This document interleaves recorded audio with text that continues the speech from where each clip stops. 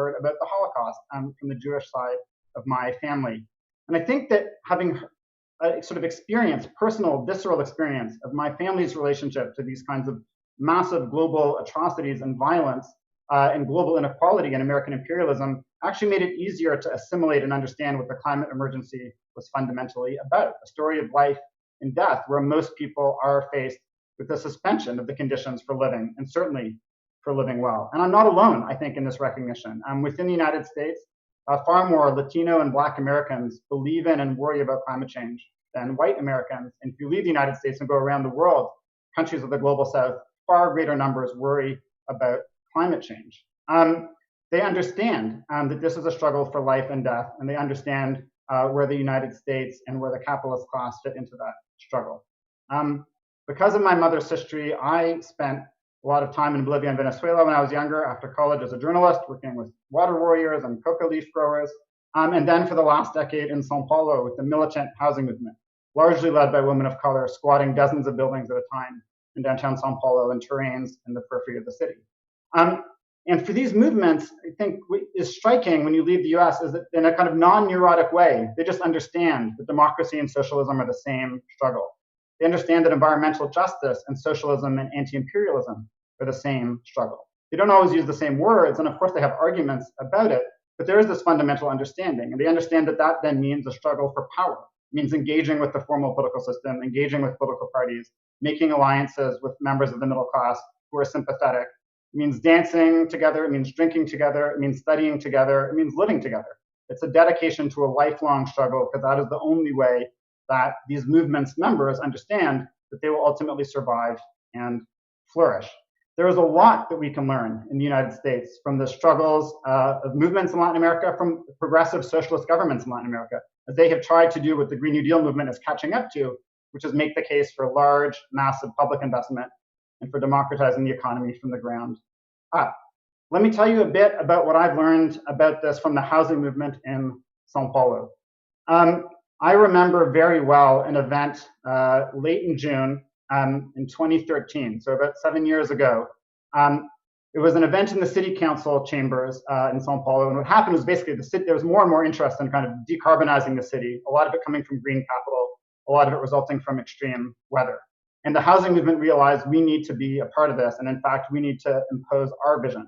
So the city council invited the housing movement and some representatives from NGOs and a representative from the European Union to the city council. The hosts were blown away because 1,000 rank and file members of the housing movement showed up. They filled the main auditorium of the city council. They filled an overflow room, and hundreds of them stood and listened on loudspeakers to the speeches outside. And up on the kind of dais, up on at the panel, one of the leaders of the housing movement forcefully made the case that the low carbon city is a city where working class people live downtown, near the subway, near their jobs, where they can get around. The low carbon city for the housing movement was fundamentally a city of the right to housing in central areas and in areas that are close to services that people need and close to jobs. Easy car-free commutes are essential for working class people in Sao Paulo, something they don't have right now. And so the European Union's representative, she was nodding politely, seemed interested in this discourse. And then you saw the other face of the housing movement, not just the intelligent policy face, but the organizing face. And a woman got up and led the whole auditorium in the characteristic chant of this movement, which goes, the person leading the chant says, "Quem não luta," and everybody who screams back, "Tá morto." "Quem não luta, tá morto," which means those who don't struggle are dead. And to hear 300 people shouting "are dead" in the kind of chandelier, covered chambers of the city council is a lot. And the woman from the European Union's face looked like she had just accidentally stumbled into a human sacrifice ceremony. And she was really not prepared for this. She was down for the low carbon analysis, but she was shocked by this intensity of struggle. And in fact, virtually every meeting of this housing movement, this chant occurs. The name of the housing movement's newsletter is "Quem não luta tá morto." Those who don't struggle are dead. And this was a lesson that I've taken back to the US. And everything I've written and done in terms of the idea of a Green New Deal for housing comes from these two core insights. One is that we have to impose a working class vision of decarbonization. It won't come naturally. It has to be imposed. And the second is that this is fundamentally about struggle, and it's a struggle over life and death. That's what it means to fight against eviction in the United States right now. It's a struggle for life over death.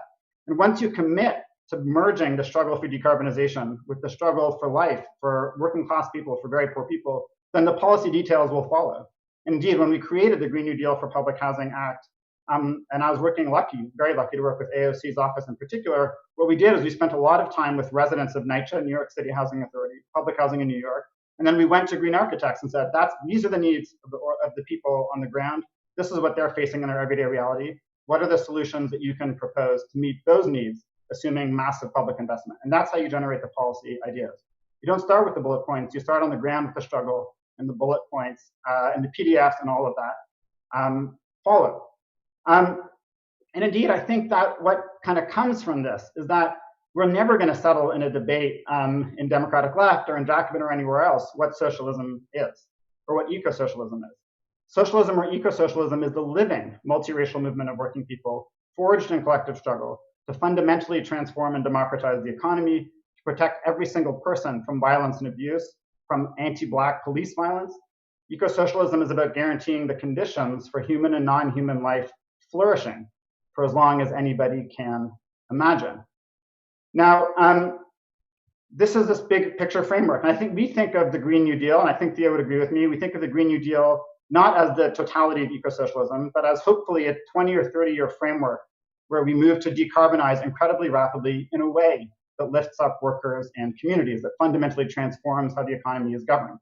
Does this generate the full eco-socialist vision at the end? I don't know, but it's definitely the step we have to take forward now. And to get there, again, we have to work with the struggles that are happening right now, the rebellion against police violence, a multiracial rebellion, but also a Black-led rebellion. We have to work with it. And I think it's actually an incredible time, and it's beautiful to watch so many people, I think, joining this fight, turning to thinkers like W.B. Du Bois, among many, many, many thinkers, as we try to understand in American history, not just the lessons of the New Deal or the war on poverty, which were in many ways failures, especially for Black Americans, but what is the kind of common sense and intuition of how we combine our struggles. So I want to read a bit from Du Bois, his chapter on Black labor, kind of canonical chapter from Black Reconstruction, where he situates what we might call now the movement for Black lives within a global context, including a context of struggles over resources, struggles that are very familiar to us now.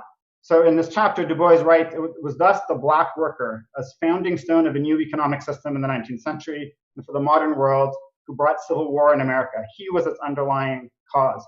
And Du Bois is showing that even though Black workers are in the minority, the way that they are treated is at the absolute core of American capitalism. And then later in the book, Du Bois goes on to show that the general strike of Black workers, including Black slaves, was the essential, decisive sort of phenomenon that gave the North the victory, that defeated the Confederacy, was Black workers and Black slaves revolting against their masters and joining the fight for their own lives against the death of slavery and the Confederacy.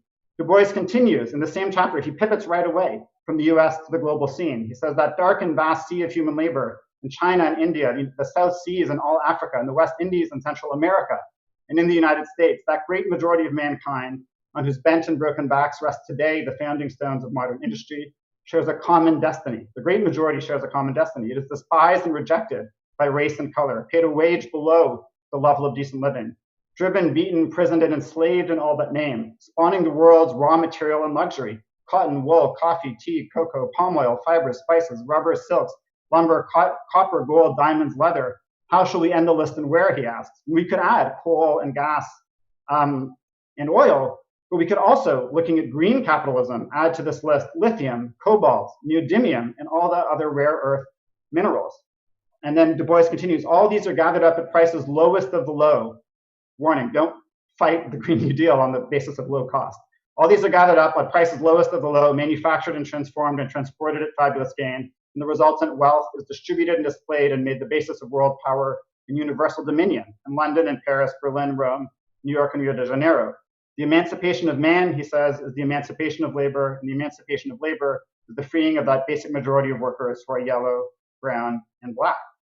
And so I think what I take from Du Bois, and what is so essential, is that the movement for Black lives now and for Black labor as then is not a sideshow to the class struggle. It's not a secondary issue. It's not the only issue. It is the leading moment, certainly within the United States, of the working class struggle to transform the economy, to transform our relationship to the stuff of non-human nature, the stuff that is the basis of our life. And that will be true under eco-socialism as well, because we will need resources to create energy to create homes, and so on. So I think that where we are now in the US is the need to create a common sense, an understanding that eco-socialism, that the movement for Black lives, and anti-imperialism are all the same thing. We have to fight very hard to transform our economic systems, to join our struggles together, to recognize across all the kind of barriers that have so far kept us apart, that those who don't struggle are dead. Quem não luta está morto. People living in boardrooms, sitting in boardrooms, and people living in situation rooms will not save us. Only we will save ourselves. I think that as we move together as eco-socialists in the movement for Black lives, we will learn how to win, and in doing so, we'll learn how to live. Thanks. Thank you so much. That was amazing, and I'm going to keep up, or sort of keep in with some of the themes that you established, and hopefully not repeat too much. There's a couple of resonances, but I'll take it from a slightly different angle. So, I'm going to start with, I think, what our common sense is now about the Green New Deal, which is that we tend to think of the Green New Deal as a set of domestic policies that will usher in a low carbon and egalitarian society in the United States. Today, I'll argue, kind of, again, picking up on some themes that Daniel already established, that we shouldn't evaluate the Green New Deal in domestic terms alone. The principle of global climate justice demands that we take an internationalist perspective on the climate policies that we advocate for. And second, and relatedly, I'll argue that an eco-socialist Green New Deal, as opposed to more centrist or liberal or other versions of the Green New Deal, that an eco-socialist Green New Deal offers concrete proposals that simultaneously address the local, national, and global dimensions of the climate crisis.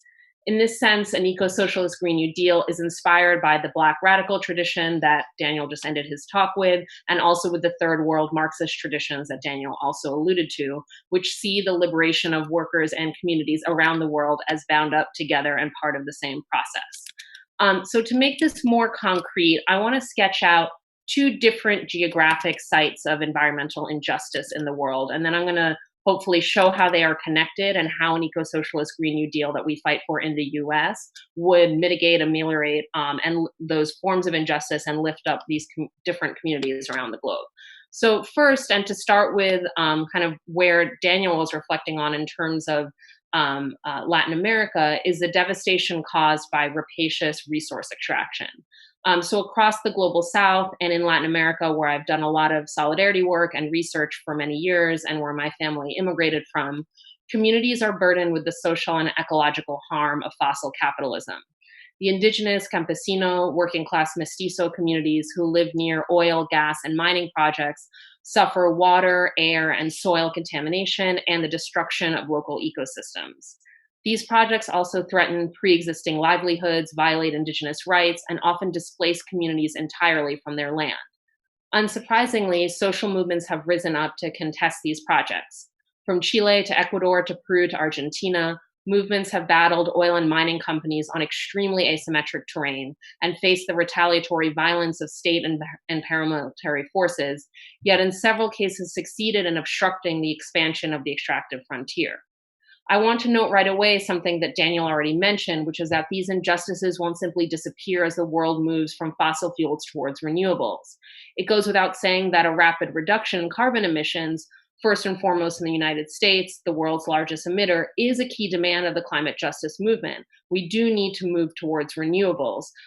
We know that carbon emissions affect, first and foremost, marginalized people in the world who suffer the worst consequences of climate chaos while being the least responsible for it. So I don't want to downplay the necessity of a rapid transition to renewables. But we also need to be honest about the material transformation entailed by such a rapid transition. To capture, store, and distribute energy from the sun and wind, we need wind turbines, solar panels, and huge lithium batteries. We also need to electrify entire sectors of the economy and build a massive infrastructure of transmission lines. All of these changes to our built environment require natural resources extracted from the earth. For example, electric cars require 180 pounds of copper each, as well as lithium, cobalt, nickel, and more. So a world of renewable energy, as Daniel mentioned, is still a world of resource extraction. And for communities in the global South, of the environmental and social devastation such extraction has entailed. Now I want to move on to another site of injustice here in the United States. As environmental justice movements rooted in Black and Brown communities and Indigenous nations have long shown, racialized and poor people are subject to the toxic harms of our energy system. Transmission lines, power plants, liquefied natural gas facilities, petrochemical refineries, coal mines, and polluting factories of all sorts are disproportionately sited in areas considered disposable by the powers that be. From Louisiana to Los Angeles to South Philadelphia to Flint, those who live in these sacrifice zones are exposed to toxic contamination, causing disproportionate rates of respiratory illness and cancer, and depriving them of the basic right to clean air and water. This environmental racism, of course, is a key cause of the high rates of COVID infection and death affecting people of color. In addition to suffering those environmental harms and those public health crises, many of these same communities suffer from what's called energy poverty. They pay large portions of their income for the essential services of energy and water. Energy poverty is a result of rates that are too high in the first place, but also a result of inefficiencies that come from lack of proper insulation and weatherization in working class homes. When the bills stack up, households face the risk of shutoffs by the private for-profit utilities that they pay. Going without electricity, water, or gas means no cooked food, exposure to extreme hot or cold temperatures, of course, increasingly an issue with global warming, no hot showers, no charging your phone or laptop or anything. It means denying people the basics of survival. And for those that rely on medical equipment to stay alive, shutoffs have proven deadly. So with these two sites of environmental injustice in mind, the first in communities affected by extraction in Latin America, and the second communities affected by environmental injustice in the US, I want to turn to the second part of my argument. As geographically distant as they might seem, the fates of frontline communities in Latin America and frontline communities in the United States are deeply interconnected. Both are shaped by a system of racial capitalism that externalizes social and environmental costs onto the most marginalized. The flip side is that a holistic, radical, and internationalist Green New Deal, rooted in the principles of eco-socialism, offers a political vision that addresses these root causes. An eco-socialist Green New Deal recognizes that it isn't enough to simply swap out fossil fuels for renewables while maintaining rapacious extraction, unsustainable growth, and the overconsumption of the affluent. And so this is, what we might see as like a faux or fake Green New Deal, or as kind of just green capitalism, which is just swapping out the energy source but not changing any other aspect of the system. We can't address the climate crisis by leaving intact the system that caused it in the first place. Instead, our action on climate change needs to simultaneously chip away at the foundations of capitalist domination and racist oppression. So in that spirit, an eco-socialist Green New Deal would not trust, for example, the fossil fuel companies that caused the climate crisis in the first place to implement the energy transition out of their own goodwill. We need public control over these companies in order to phase them out, while ensuring a just transition for workers in this sector. And I'll note that at this particular moment of crisis for oil, gas, and coal markets, there's no better moment to nationalize the industry with the goal of keeping fossil fuels in the ground where they belong. The same principle of public control goes for another bad actor in our energy system, the currently private for-profit utility companies that dominate our energy landscape.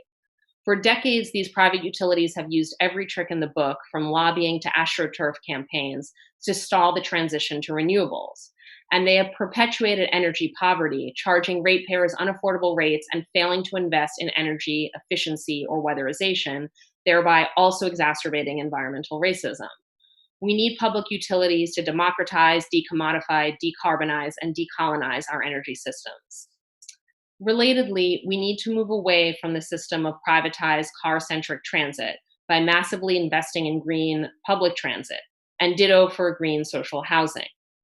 Adopting these changes in the energy system and built environment will also benefit people in the global south who live near the sites of resource extraction.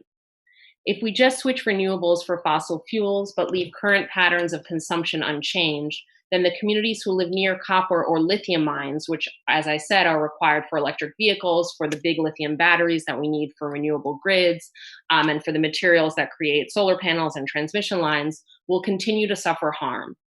Instead, we need to use resources more rationally by using them collectively. And I love to use the example of an electric bus, which is a much more rational use of resources than an electric car, individual private electric car is. We need to reduce overall energy consumption at the same time making it more equal.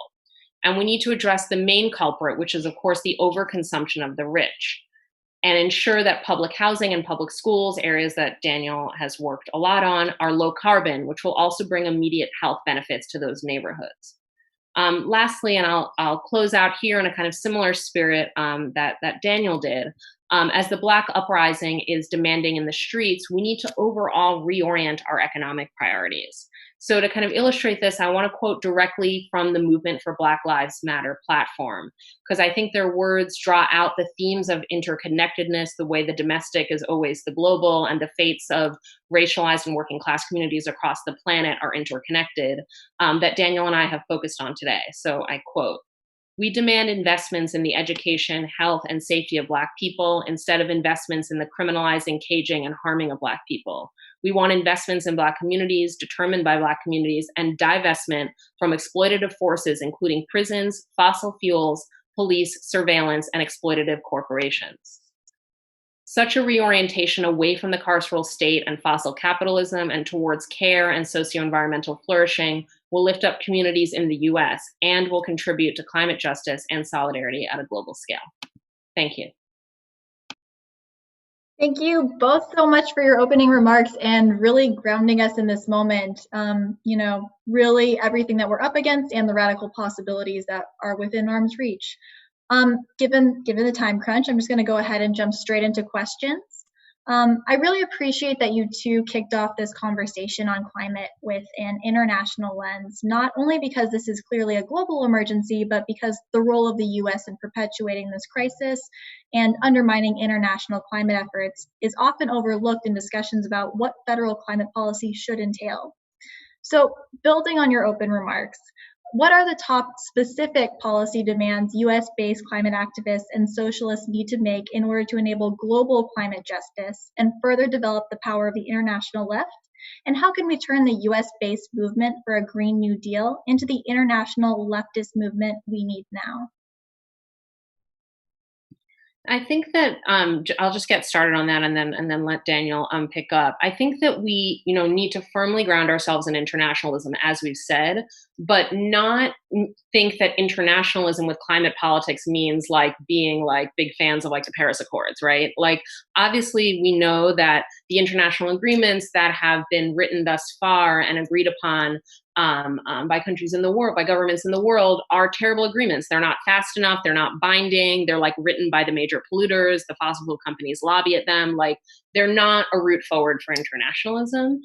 So instead of that, I think we need to think concretely about what a different world order would look like, a world order that actually would mitigate the climate crisis and lift up communities, both environmentally and economically. And so there are a lot of interesting stuff out there that I suggest folks read about like how canceling debt is like a key part, canceling sovereign debt, which is something that prevents governments in the global south from actually using resources to address human and environmental needs, and instead goes to sustaining unsustainable debt levels, is a key demand of the climate justice movement, to think about those two things together.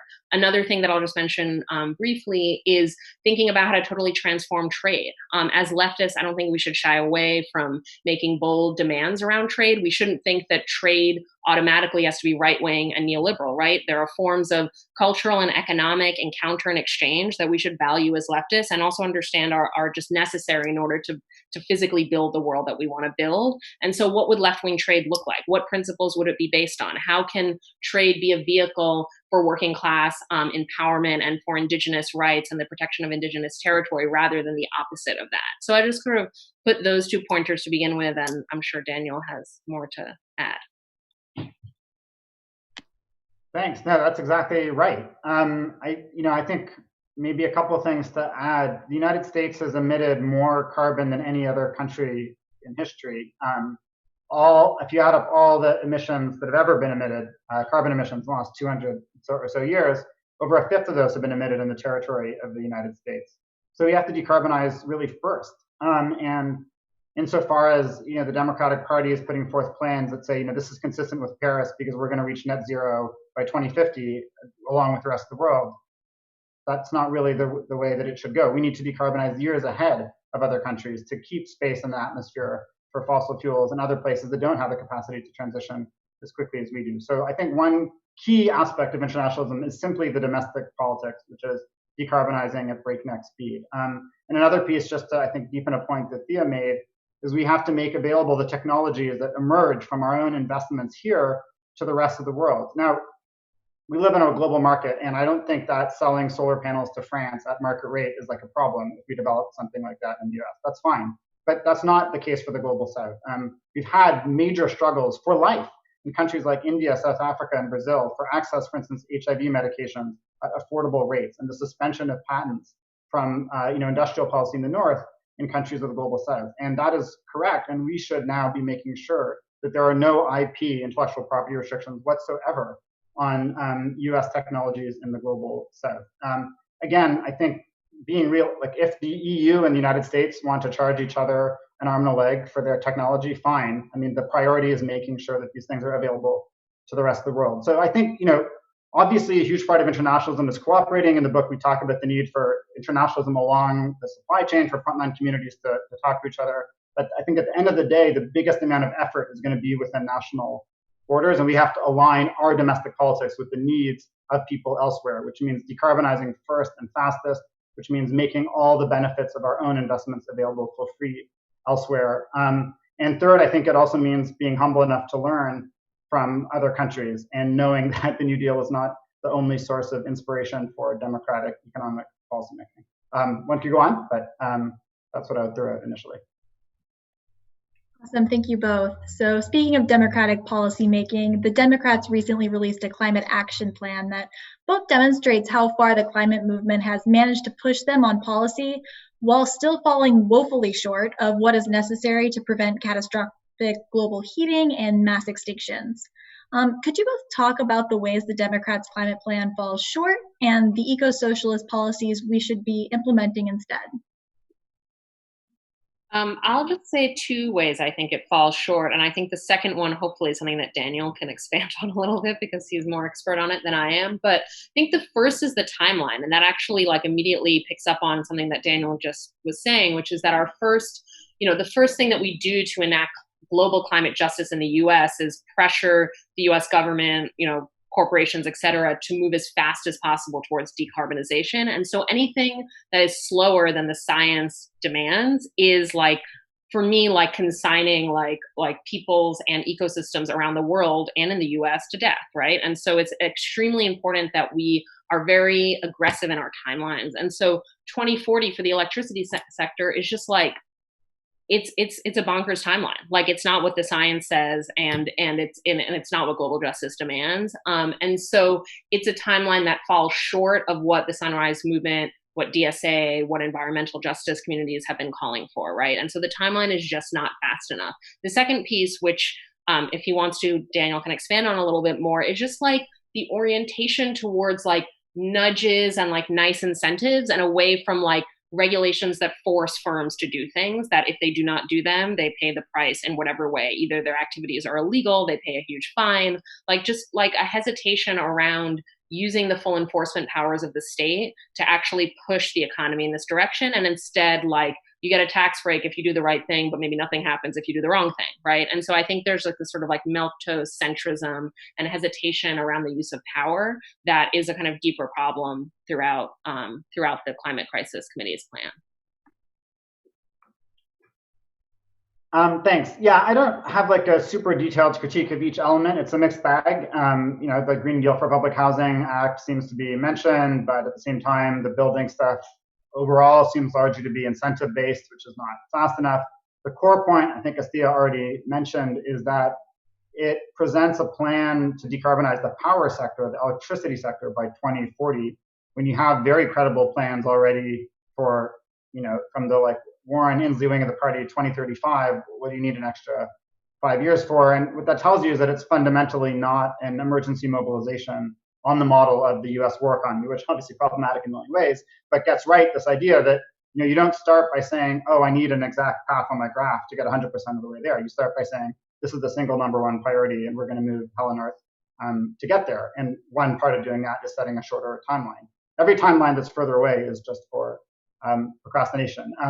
We didn't really get into this, but this plan does not talk about things like sharing intellectual property. On the contrary, it's the language of like American leadership in energy and so on. I think the last thing to emphasize is that this plan comes out of a committee that was set up as a way to screw over AOC and the Green New Deal movement. What happened, and people have mentioned this in the history, and there's already been some revisionism. AOC got elected. She demanded a select committee on the Green New Deal with subpoena power, which is what gives committees and Congress teeth. It means they can bring people up and grill them in Congress and get documents that they wouldn't otherwise be able to get. And instead, we had this committee, which did not have the same requirement for lack of fossil fuel funding among leaders of the committee, did not have subpoena power, and produced a document that has some good things in it, but I don't think really represents the Green New Deal's core elements. The last thing I'll say, this plan doesn't have a jobs guarantee inside of it, which again should be a no-brainer. If you're willing to spend gazillions of dollars, you might as well add the jobs guarantee because it's going to cost at the margin, practically nothing in addition. So I think, Sid, the way you phrase it is exactly right. It is a demonstration of how far we've come in the last couple of years, and it's also, I think, a sober reminder that we're very far from having won. And I don't.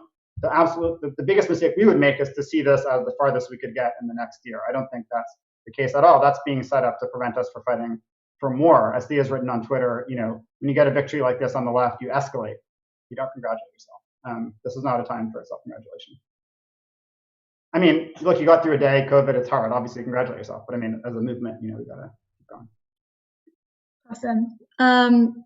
Great answers. So I'm going to switch gears a little bit and kind of tap back into something you both brought up during your opening remarks. So the recent Black Lives Matter uprisings have dramatically expanded public engagement in racial justice struggles and the struggle against state repression. What lessons should the climate movement take away from these uprisings on movement building, the centrality of racial justice, and strategy moving forward? I mean, I think that the climate movement has been very strong on direct action, but often in a particular part of the movement, which is basically the idea to keep fossil fuels in the ground.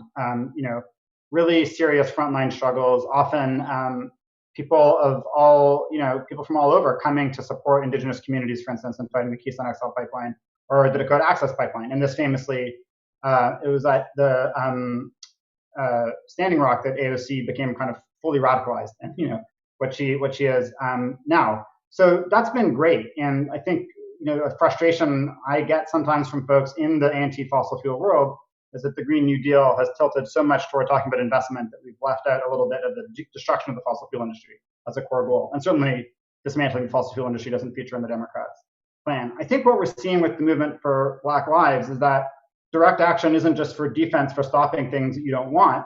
It is part of a fight for what you do want. And so the divest invest is like a double struggle. For on the one hand saying, police has to stop, burn a police precinct. Like, it's pretty clear what the demand is there. And at the same time, it is a fight for investment, and it has legs, and it's sustained itself, and it's filling space. So I think we're learning from the movement for Black Lives how to put something on the agenda. But I also think our job is not just to learn from them, but to work with them. And I think that one thing that doesn't look so great through the lens of this current uprising is the specificity with which the Green New Deal movement hasn't really talked about bringing jobs and community benefits to frontline communities, and in particular Black communities. I think we, and I'm certainly guilty of this myself, have often talked about, yes, we're going to invest disproportionately in frontline communities. Look at some great examples from California. But the fact of the matter is that we've had two major welfare state kind of expansion efforts in the US in the 20th century, the New Deal and the War on Poverty. And both of them failed miserably to bring significant benefits to Black communities. And that means that we don't have off the shelf any tools, reliable tools, to bring serious benefits to Black communities. So there are small things. Obviously, we know that public institutions are better than the market for this. Decarbonizing and saving the Postal Service would help a lot of Black workers. Expanding the public sector would help Black workers. Jobs for public housing residents would help Black workers because they live in public housing. But I think that we, and I was trying to allude to this a bit in my talk, we have to spend a lot more time together, the Green New Deal movement, the eco-socialist movement, and the movement for Black Lives. And in that time, and through a mutual commitment, then we'll come up with the bullet points that we need. And we have to do a study of history also. And we have to recognize that whatever we have said about the investments we want to bring to communities of color have not been enough. And we know that they've not been enough because if they had been, the movement for Black Lives would have them on their placards, and they don't. So we have a lot of work to do to catch up with history right now, and in particular in this Black Lives struggle. I'm just going to add something super brief. I think that was really comprehensive and captured a lot of the ways that I feel about it. Just to sort of underline one point that Daniel mentioned a bit at the beginning around the impacts of direct action and disruption. I think one thing to learn from the current Black uprising, though there are some examples of it from the climate justice movement as well, is the rapidity at which, especially in a moment of just intersecting crises, including a legitimacy crisis of the state itself, that like in a moment of intersecting crises, the rapidity at which you can actually shape public opinion, shape the policy conversation, shape the parameters that elites feel like they have to operate within, and that we should just never take like an opinion poll or like how voters voted in one state once, or like who happens to be in power when, as like some kind of natural law of like, this is just what the people want and like we have to adjust ourselves to it. Like we should be protagonists. We should be thinking of politics as an outcome of our struggles, not just as a constraint on our struggles. And I think there's no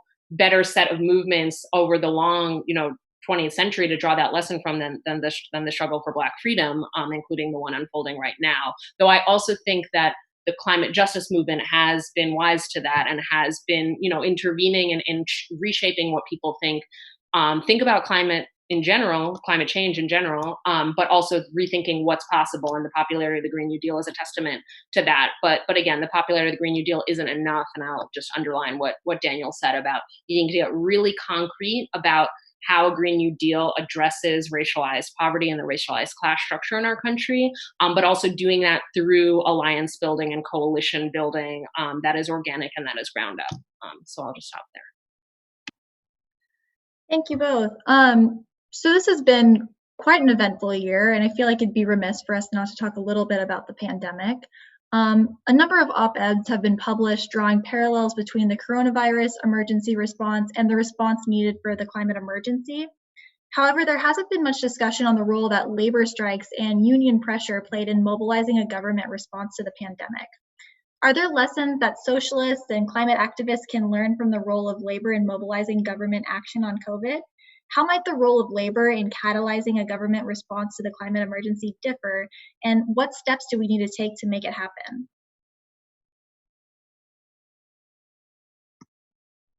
That's an awesome. There's a book in answering your question properly, which I don't think I will manage. But I think just to sort of circle back, the Green New Deal movement I think of as really standing on like the shoulders of giants, and those giants I think are the environmental justice movement, which has been going for decades, fighting against the pollution and poisoning in Black communities, itself an outgrowth of the civil rights movement. And then the second is the just transition movement within labor. And labor is not a monolith. We're not going to win this without labor, but at the same time, obviously within the labor movement, within unions, there is a struggle right now. And you have some very powerful elements supporting the Green New Deal and others that are a bit more reticent. So, I think there are some things to learn. Of course, when labor mobilizes, it has an incredible organizational capacity. Labor is unique in some ways on the left because it's funded by itself. It's not funded by the Ford Foundation. It's funded by workers' dues. And it's really helpful when you're fighting capital not to be funded by the bank accounts of capitalists. So labor has that capacity. It has a mobilizational capacity. I think we need to also really think with the effort within labor in the last decade or two to reach the unorganized. Only about 6% of private sector workers are in unions. A lot of the green jobs that we would get immediately would actually be in worker cooperatives, worker-owned businesses, which is not the same thing as labor unions. And you have within labor increasing discussions of the need to create worker centers, labor-centered campaigns that aren't just about unionized workers. So I think, yes, we can learn from the labor struggles around COVID. It's been very powerful. We can learn from unions like the Chicago Teachers Union, which is now thinking about a Green New Deal for schools. And one could come up with any number of examples. But I sort of feel at the end of the day, what it ultimately comes down to is we need to bring people together around a vision of work, which is compelling. Care work is green work. Transformation of the built environment is going to take a lot of work and so on. And we have to recognize that it's going to be very difficult without gaining some power to solidify all these coalitions. Spending money, public money, on things like decarbonizing the Postal Service will show postal workers that green jobs are not just a cliche. You know, the Obama administration promised 5 million green jobs and delivered barely a fraction of that. So I think, you know, we got to bring people together. We have to work with labor. But I think we have to not be naive and understand that we also need to work with politicians, and we need to get investments passed in order to really solidify the kind of common sense among workers that green investment is for them and will benefit them, and is not just something that is a nice idea, but fundamentally about Whole Foods or something for somebody else.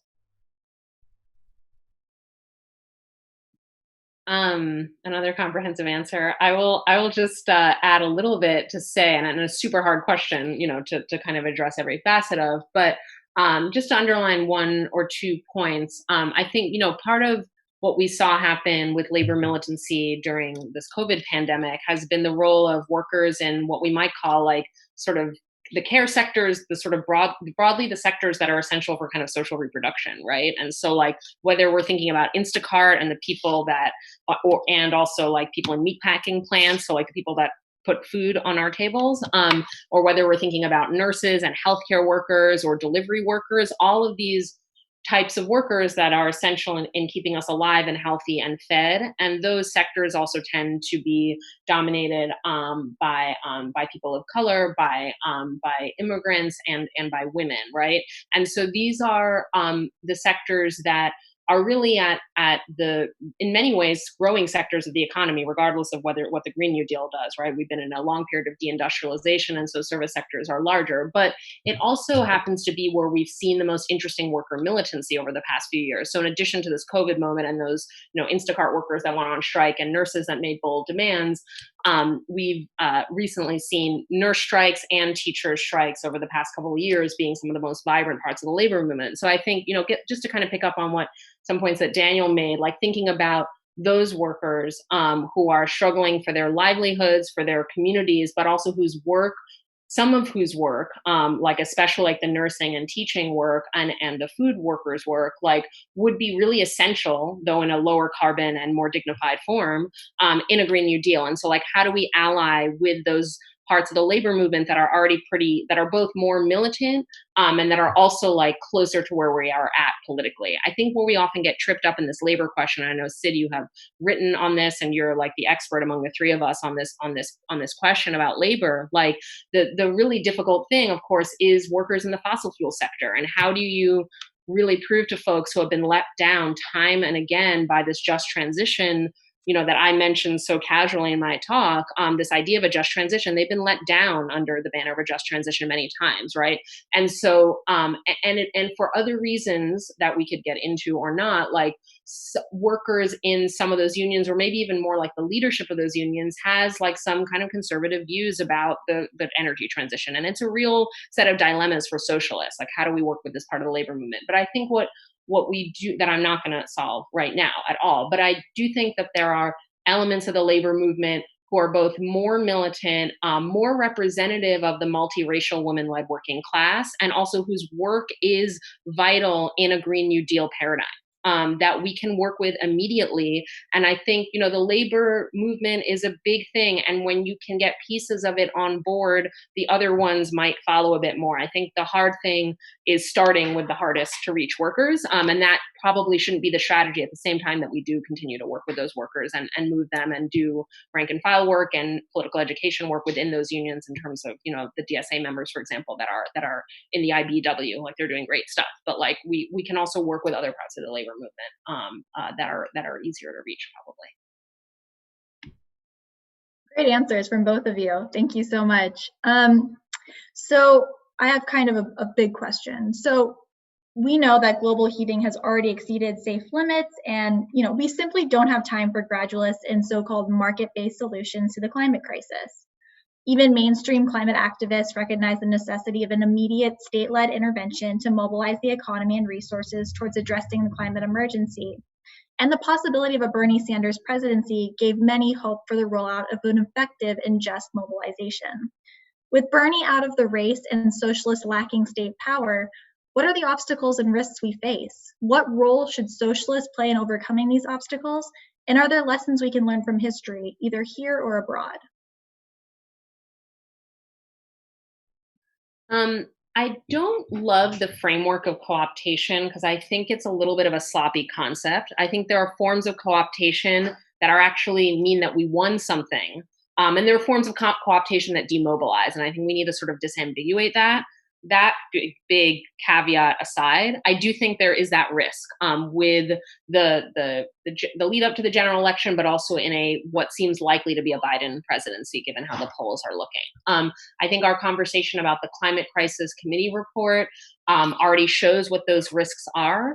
And so, just to be clear and to sort of get at what I was saying about being more sophisticated about how we think about co-optation, I think on the one hand, like the fact that the Democratic Party felt the need to even produce this report is an indication that they are, taking young climate activists, climate left activists, like seriously as political actors. But on the other hand, the fact that they produce something that's so woefully inadequate means that we cannot like rest on our laurels. Like the second that it seems like they're moving towards us and we're getting a concession, and this is again something Daniel kind of mentioned earlier, like we actually need to like double down on what's working. And what's working is like escalation, is disruption, is bold demands, is visionary statements. It's making clear alliances with groups differentially kind of situated on the terrain, but like in favor of climate justice. And those are what's worked to get us to the point where finally the Democratic Party like admits there's a climate crisis, like a million years too late. But like, so I think that we need to be sophisticated about how to interact with like the kind of still centrist dominated, but deeply delegitimized kind of political context that we live in, and be like own the victories when we get them, but not like stop ever, and just sort of keep going because we've got a decade to kind of win this thing, as we argue in the book. Yeah, thanks. That is a big question. I think the first thing is, where are we? The fact that Biden won and not Buttigieg or even Klobuchar is telling. Like Biden is, I guess, I might get my theory wrong. It's sort of like a simulacrum. I mean, he's like a representation of a representation of a representation of neoliberalism or something. There's nothing there. And it's telling that to beat Bernie, they had to come up with essentially like an empty bag, and stretched bag also at this point. And so that means we're in a very strange situation. Like I think, to go to like Marxist theory, state theory, Poulan family says the state is a condensate of class struggle. So the state isn't a thing, but is like the whole terrain of struggle, and that the balance of forces within the state tells you about the balance of forces generally. And so under Biden, who will not be obviously a strong leader if he wins, and hope that he does, obviously, if Biden wins, there will be, I think, an opportunity to see where we are and to make things happen, right? Like Biden is not coming in like Obama. Biden is not coming in like Bill Clinton. There's no one in Biden's orbit who's out there making an evangelical case for neoliberal market action, for new public management, you name it. It is a very, very kind of like Thea said, milquetoast, because it's sort of like a non-aggressive sort of situation. So that does mean I think there's a certain amount of struggle that we can make. And it also means, this is the optimistic reading would be that even though the formal apparatus is a bit different, that we're still in essentially we would be in the phase of US politics very similar to what things look like in Latin America before the pink tide governments of Lula, Evo Morales, Chavez, and so on, where the old political establishment had essentially dissolved, right? So you have, for instance, like in 2002, I think, Evo Morales scoring 19% in a presidential election, around tied for third or second, basically. And then in 2005, winning with 53% of the vote, the biggest majority in decades in Bolivia, and then going on to expand the electorate and winning a number of victories, with absolutely crushing majorities, because the whole previous formal political system had essentially no ties to society and crumbled. And you see examples of this once you come down in the US to the regional level, right? You look at New York, DSA, incredible success in getting people elected. AOC, Salazar reelected with massive margins against well-funded incumbents. In Philadelphia, we talked about labor, the electricians union, a kind of old school white trades union, endorses Nikhil Saval, a DSA-endorsed Green New Deal candidate. He crushes an incumbent from a long dynasty of Italian-American state senators in this region. And what you see is the Philadelphia Democratic Party, which is this like storied institution, big machine, is just getting absolutely slaughtered in election after election, even to the point where you had, so this guy, Johnny Dock, who effectively runs Local 98 Electricians, says, in these times, one of our great left-wing labor publications, he says, look, the future is the Green New Deal. It's coming faster than you think. and he moves with that future, and that's Nikhil. And by the way, when Joe Biden comes to Pennsylvania looking for votes, he's going to need socialists to produce those votes for him, because the old group that was supposed to produce votes didn't turn out very well in 2016 for Hillary, and they can't even get themselves elected now in Philly. So all this to say, I think you have essentially like a dissolving party machine. You don't see a strength in a Buttigieg or a Klobuchar of a kind of neoliberal like avant-garde, which I think should make us feel good. And I think you'll see Biden occupying a state that will express the contradictions of our times. And so I look ahead and I think, would it be better if Bernie had won? Yes. But is it impossible on this timeline to decarbonize, cut emissions in the US by 25 to 50% by 2030? I don't think it's impossible. I think that the 2023 primary will start the day, hopefully, after Biden is elected. Nationally, there will be fights in Congress. We'll have people like Jamal Bowman connecting the dots between the Green New Deal and the movement for Black Lives. And most important, it won't just be him, but he and AOC and others are movement candidates, Talib, Omar, etc., who come to Congress with movements behind them and are fundamentally accountable to those movements for their own political survival. So I don't know. I see like a lot of bad stuff happening in the everyday, but step one bit back and you see the political kind of machine that rules this country actually very weak. Obviously, Trump and the Republicans is weak leadership. Biden Democrats, weak leadership. And the decade is ours to win. The decade is ours to win. That's wonderful. I'm going to actually think that transitions well to an audience question from Evie Morrow. And just so you all know, we only have a few minutes left. But Evie Morrow asks, is it possible to truly force a swift move to prevent ecological disaster under this current model of capitalism? Do we see coming victories, and can they come soon enough? Yeah, big question. I mean, one of the ways that we tackle this in A Planet to Win is we kind of say, like, right in the first few pages that obviously, and as this listener agrees, capitalism is at the root of the climate crisis. I think there's no way around recognizing that and arguing that. But, there have been sort of, I actually think we've come a long way on the socialist left about getting more complex about this. But I remember sort of debates in like the past years, like, do we abolish capitalism first and then do the socialism? This sort of like sequential kind of like binary thinking where it's like and what the Green New Deal opens up is the possibility, and this kind of echoes some things Daniel said earlier about the Green New Deal being this opening sort of to an eco-socialist future, not being eco-socialism in and of itself, but it like opens up the idea that you do both things at once, right? And so like the way that you decarbonize is not like decarbonize first and then deal with the fact that the utilities are privately controlled, or make them public and then deal with the fact that they're fossil fuel heavy, but like in the same motion, like with the same set of demands, with the same pieces of legislation or statutes or regulations, like make something public and make it decarbonized at the same time, right? And so, sometimes there are tensions and there are trade-offs and there are difficulties. I don't want to make it sound like it all fits together perfectly, but like overall, I think our kind of belief is that like democracy and low carbon reinforce one another, right? So like taking democratic control over the economy and making the economy something that isn't like killing people through emissions are like part of the same process. And we need to just try to think about doing two things at once, because we don't have the time to have like a fossil fueled revolution and then deal with decarbonization. Not that the listener is suggesting that, but like just to make the extreme, sort of make the point by taking it to the extreme. And I think, the Green New Deal is a paradigm that helps bring those two sets of goals together. Yeah, and I would just add quickly, the DSA endorsed this idea of a green stimulus. It endorsed the people's bailout.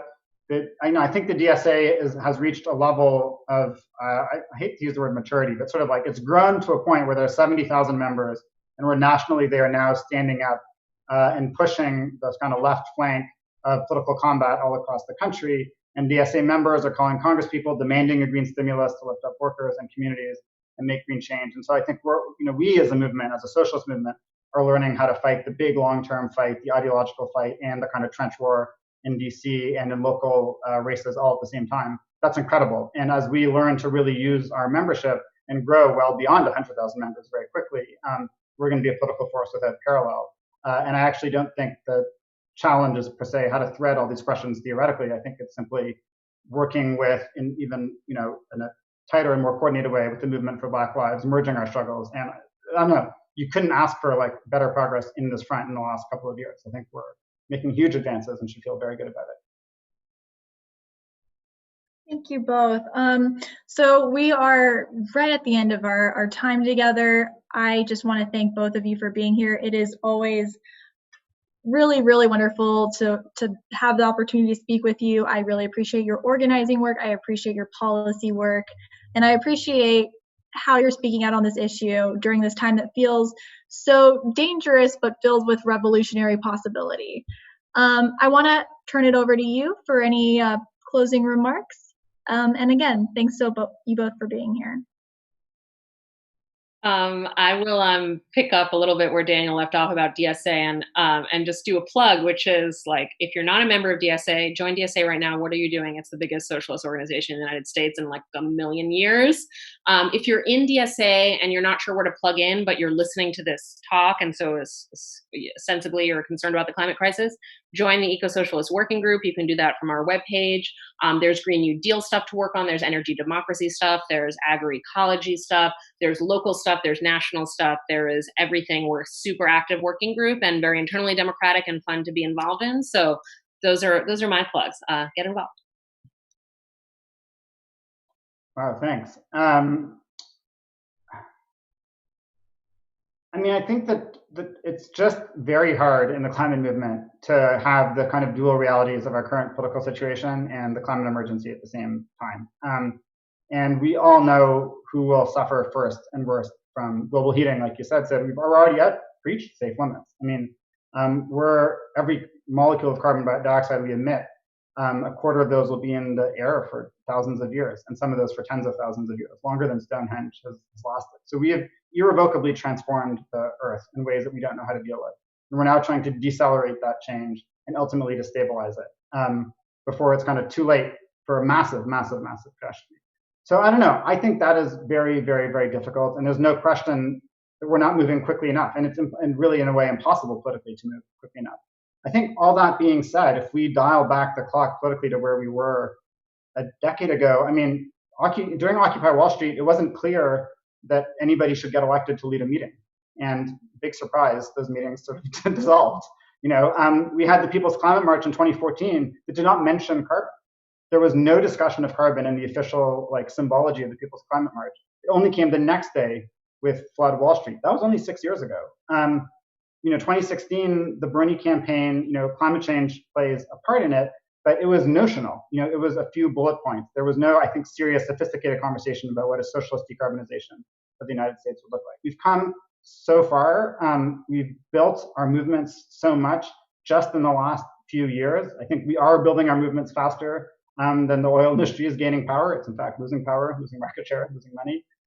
So I don't know. I think the challenge for each of us is to just every day get up out of bed, hold the reality of the climate calendar in one place, and then with that information, turn that into constructive energy to build a movement, make strategic decisions, know that whatever happens today, there's a tomorrow. So I don't know. I think we are in a really good place. This decade remains up for grabs for ours. We can have a decade of the Green New Deal. We won't have it without socialists. So please, join this fight. And Thea's given you a bunch of really great ways how to do that. Thank you. Thank you so much, Sid, for this incredible moderation and panel. Amazing questions. We'll all be thinking about for thousands of years. Thank you. Thank you both. And again, another shout out, join DSA. We only have this moment. So, and you were born just in time to be revolutionary. So act now. Anyway, we're going to close out here. Thanks so much, everybody. And I hope you have a great weekend.